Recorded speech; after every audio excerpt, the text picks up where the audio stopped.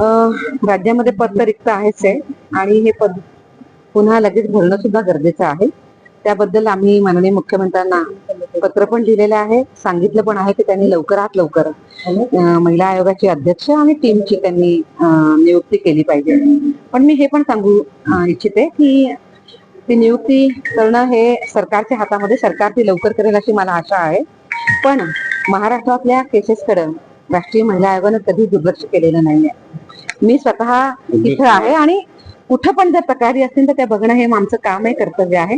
त्यामुळे महाराष्ट्रामधल्या केसेसवर सुद्धा आमचं अतिशय उत्तमपणे लक्ष आहे आणि आम्ही त्या केसेसला बघतो आहोत, यंत्रणांना, व्यवस्थांना सूचना पण देतो आहोत आणि महिलांचं समाधान होईल अशा पद्धतीने काम पण करतो आहोत. महिला आयोगानं केली होती का त्याबद्दल मला माहिती नाहीये, पण मी इतकंच म्हणेन की मुली बेपत्ता होतात, तक्रारी पण खूप येतात. अशा वेळेला पोलिसांनी आणि अन्य व्यवस्थांनी आई वडिलांना ताबडतोबीने रिलीफ मिळेल अशा पद्धतीने काम केलं पाहिजे, त्यांच्याशी व्यवस्थित संवाद केला पाहिजे, पण त्या मुलींना पण शोधून आणलं पाहिजे.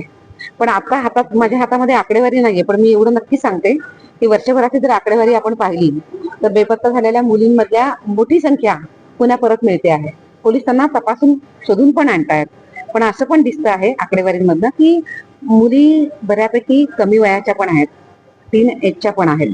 त्यामुळे मला असंही वाटतं की कुटुंबाची जी भूमिका आहे ती फार महत्वाची, त्यांची जबाबदारी फार महत्वाची आहे. आपल्या घरातल्या मुलींना आपण विश्वासानं बोललं पाहिजे, त्यांच्याशी संवाद केला पाहिजे, हे पण तितकंच महत्वाचं आहे.